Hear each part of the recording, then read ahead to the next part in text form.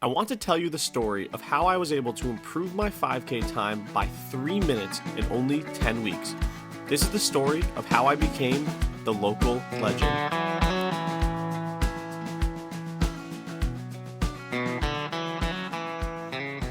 Before I get into this story, I should give you guys some context. At the beginning of 2024, I was in phenomenal running shape. I was super strong and ready to have a great year of track. But unfortunately, when I was doing a fast workout in spikes, I slightly tore a tendon in my Achilles. The injury was devastating and I had to take off 2.5 months of running. During my off period of running, I was able to reflect on my life and what I wanted to do with the sport moving forward. I decided that when I could run, I would no longer pursue track the same way in which I have my entire life, but instead focus more on doing road races and things I never got to do as a serious runner. Eventually, after what seemed like forever, I was finally able to run a few minutes a day. This is when I came up with my crazy idea of running a 5K every week until I got back into shape. So after 4 days of running a few minutes a day, I decided to finally rip off the band-aid and get my weekly 5K series started. Folks, I have spent the last 10 weeks rehabbing my injury and I am finally healthy again, but I am in terrible shape. But that's not going to stop me from becoming the local legend. So the first race of the series was the Bubbles and Bunnies 5K race on March 30th. And before the race, I was really nervous because I had only run for literally 4 days before having taken 10 weeks off of running. But my goal for the race was to try to break 17 minutes and pull off the win. I assumed it was going to be not that difficult to be able to win a race like this, but I was immediately wrong as someone went with me right from the gun. And this was a very local race, but still the fact that someone went with me made me very nervous. But I was eventually able to drop him going up this big hill. And guys, I'll just tell you right now, I was in immense pain this entire race and I was way off of 17-minute pace. Oh my God. This is so painful. I'm dying. At the end of the day, I was able to come away with the win in this race, but only with a time of 17:47. This was 47 seconds slower than I thought I could run off of no training, so I knew that this series was going to be tough. This race hurt the most out of all of the races I did coming back. 2 days later, I went for a run and called my shot on Strava, saying that I was in 17:47 5K shape and that I could break 15 minutes in the 5K by June. So that would be the goal of this series. Can we break 15 in the next 10 weeks?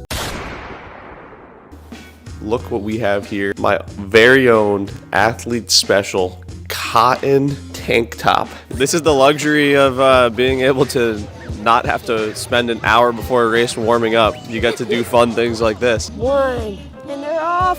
So the second race of the series was the Back to the 90s 5K race. So what I did was I went online and just created an athlete special cotton singlet with a crown on the back because I felt like it was going to be sick. I felt like this week I would be able to improve quite a bit from my 17:47 from the previous week. So my goal this week was to try to break 17 minutes.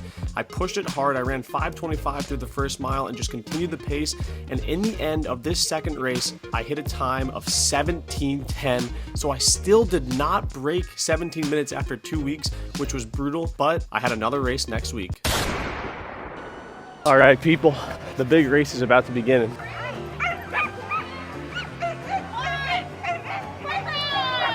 Woohoo! Off they go. So for the third race, I decided to do the Perigo Park Run, which is a local race that's done every Saturday at 9 a.m. And the reason I did this is because it is free and I didn't want to keep having to pay for these 5K races. So anyway, I went out right in the lead and this was actually a more competitive race. So I was actually able to have some competition to help push me. And as you can see right here, I reached the first mile in 5:11, so I was actually starting to move kind of quickly on these races. So the goal for the day was to obviously, again, break 17 minutes. I really wanted to be able to do that finally, and I really did think I had a good chance at doing that. However, the course was a little bit long, maybe 10 to 15 seconds long, so I knew I was going to have to push it really hard. There we were, 5:15 through the second mile, and then at the very end of this race, what are we going to run for week 3 of this challenge? Boom. 16:40, folks. Finally under the 17-minute barrier, which I was really excited about.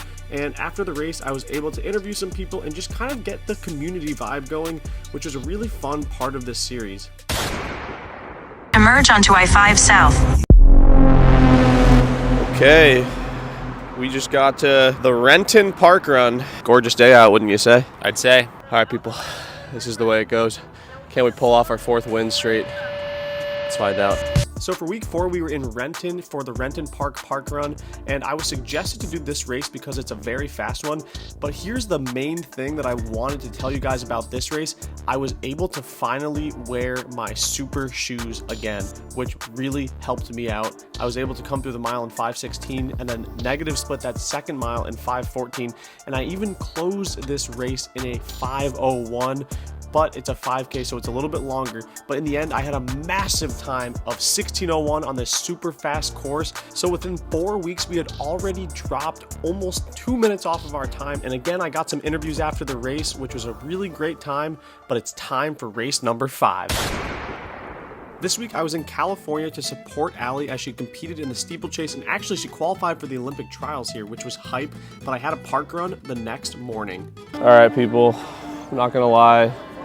Really pissed off right now. We missed the race by an hour. It was at 8 a.m. I was told that park runs were at 9 a.m. everywhere, but I did just check their website. It was 8 a.m. I was absolutely devastated to find out that I missed the park run. This is the first race I missed in the whole series. So in order to kind of make up for my error, I decided to run an all-out mile just on a dirt path out and back to see what I could do in the mile. So I thought that this was a little interesting intermission from doing a 5K, and in the end, I actually think it was good training to do. But I was able to pull through with a time of 4:42 on this all-out mile, but I missed my first 5K, so the next week I knew I had to make up for it. I couldn't pass up this opportunity as it was May the 4th. So for this 5K race, you can see it right here. I was literally just dressed up as a Jedi and trying to run a fun costume race just for a little bit of entertainment. And at the same time, I still ripped it really hard. And my goal for the day on this was to try to still break 17 minutes, which I was not able to do like 3 weeks prior. So this was actually still on that same Perigo Park run that I did on week 3. In terms of the difficulty wearing this costume, it was pretty tough, especially holding that Jedi sword. It was really annoying, but at the end of the day, I walked away with a time of 16:58. I was super proud of that time and just happy to entertain you guys for a one-off type of fun video. So for race number 7, we are back at the Renton Park Run, that really fast course, and you can see right here, I'm telling you guys, my goal for the day is to try to break 16 minutes, so I knew I had to take this one out super fast. And while we are here right now, I want to let you guys know that the one main commonality of every single race is that I was wearing a Coros Pace 3 watch and the Coros heart rate monitor. So guys, if you're interested in Coros stuff, just hit the link down below. They are awesome. They supported me throughout this whole series. But as you can see, I was absolutely flying on this course today. I came through 2 miles under 10 minutes, and here we are coming up on the finish line. This was a massive improvement, 15:22, folks. So we're finally getting close to that sub 15 barrier, but as you guys know, the closer you get to sub 15, the harder it becomes. Allie and I went to Boulder, Colorado for 3 weeks, so for race number 8, I would have to do the Boulder Park Run, which was a really fun opportunity for me to see how I would be able to perform at altitude. I interviewed a few people before the race, and then when it went off, I went into race mode, but my God, the altitude hit me like a brick wall right out of the gates. It was really brutal, to be quite honest, folks. I had no time goals going into this race. I knew that this was going to be slower than my previous week of 15:22 because the course was slower and it was at altitude, so there was nothing I could really do about the time. I just wanted to go out there, entertain you guys with a nice video, stay true to my word, and keep doing these 5K races every week, because I was also getting into good shape from them. This was like a training session type video, so I really enjoyed doing this race, and it was absolutely stunning in beautiful Colorado. But in the end of this race, I was a little bit surprised by my time because it was not as fast as I would have liked, 16:31.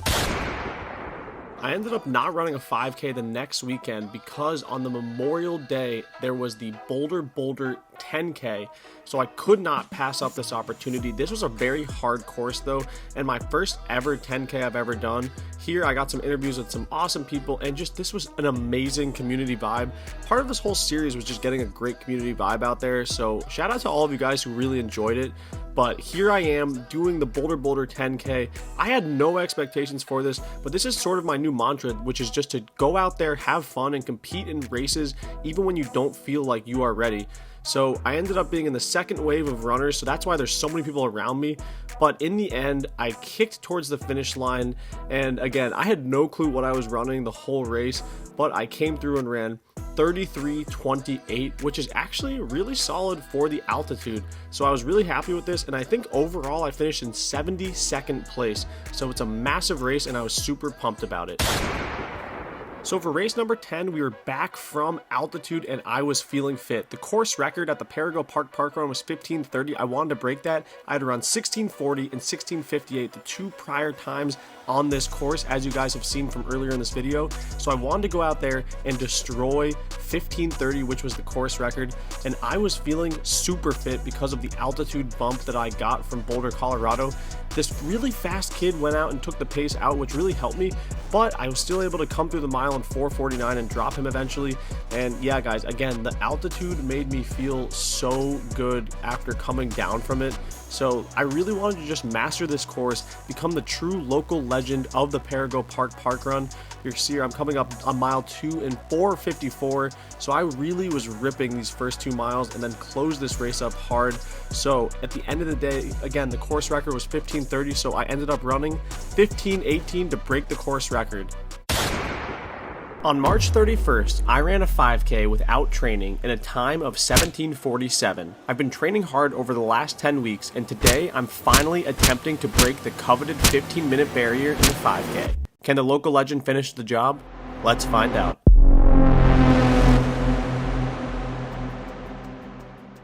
So here we are, folks, the last race of the local legend series. Are we going to be able to break 15 minutes? Obviously, I think you guys know the answer to that, but I'm not going to say what happens. Again, I do want to shout out Coros once more for sponsoring this video and sponsoring this whole series and just being there from the start with me.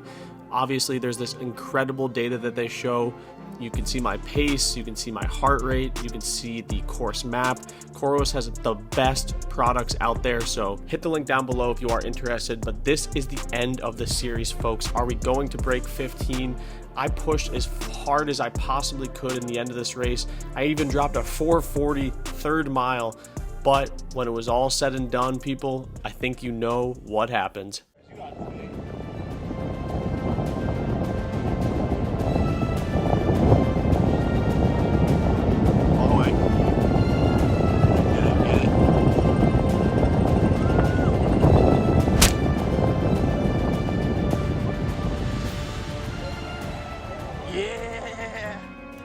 So that's how I went from 17:47 to 14:52 in the 5K in only 10 weeks. But why did I end the local legend series? Listen guys, I can't be the local legend anymore. Why is that? Well, I'm moving to Boulder, Colorado next week. The local legend is over. The king of Boulder is back.